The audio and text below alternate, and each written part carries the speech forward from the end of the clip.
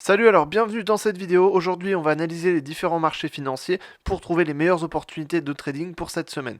Donc on va commencer sur le pétrole ici. Le pétrole, on voit qu'on est en range, on en avait parlé la semaine dernière. On a toujours un range entre 94 et 84.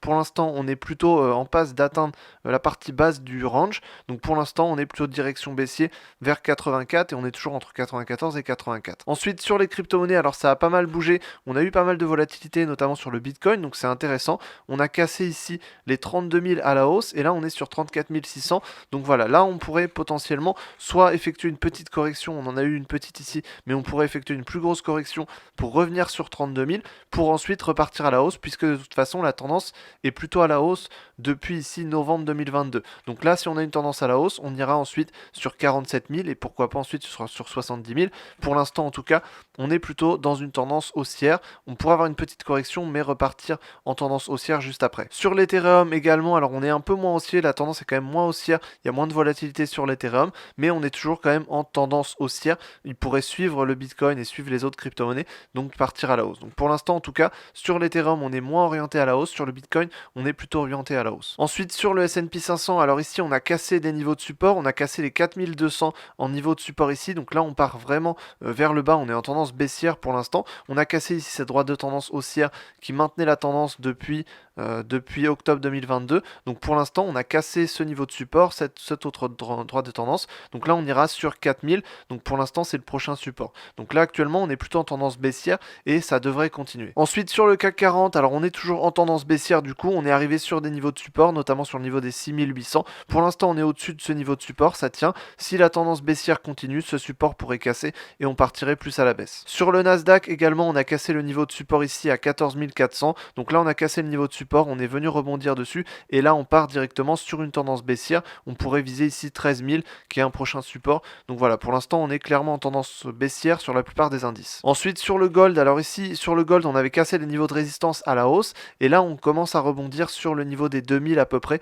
Donc on a le niveau des 2000 qui est un niveau de résistance assez important et donc là, on pourrait voilà, le casser éventuellement, on pourrait le casser à la hausse, mais on va d'abord dans un premier temps rebondir dessus et ensuite voir si on casse ou si on rebondit.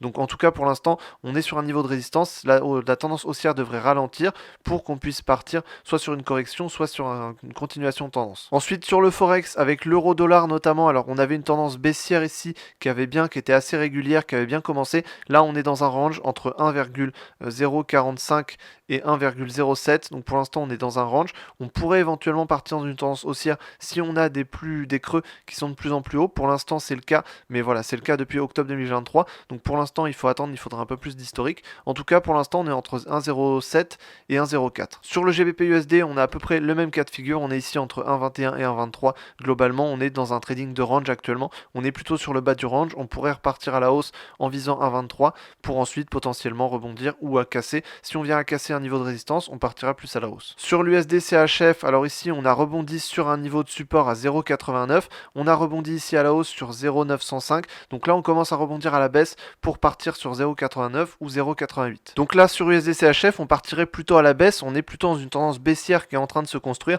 donc on a plutôt des objectifs qui vont être à la baisse. Sur USD Yen également, on a rebondi sur le niveau de résistance ici des 150 qui fait office de résistance depuis déjà quelques semaines. En tout cas là on a rebondi dessus, on semble partir à la baisse, donc pour l'instant ici on est plutôt orienté baissier sur USD Yen. Sur AUD USD on est toujours dans un range entre 0,63 et 0,64, donc pour l'instant pas plus de volatilité. Sur USD CAD on est entre 1,375 et 1,39, donc là on a cassé un niveau de résistance, on pourrait partir plus à la hausse, continuer, donc voilà, on peut s'attendre à une correction sur le niveau qu'on a cassé, donc 1,375, pour ensuite repartir à la hausse. Donc pour moi les meilleures opportunités de trading pour cette semaine c'est sur l'USD Yen avec le rebond sur 150, direction baissière jusqu'à 145. Ensuite sur le gold avec le rebond sur 2000 ici, donc on pourrait stagner dessus pour éventuellement repartir à la hausse ou alors à la baisse. Ensuite sur le S&P 500 avec la grosse baisse qui est en train d'arriver, on est clairement orienté à la baisse, on a une tendance baissière qui est en train de se créer sur les indices, donc là ça peut être intéressant. Et ensuite sur le Bitcoin avec le Bitcoin qui casse la résistance des 32 000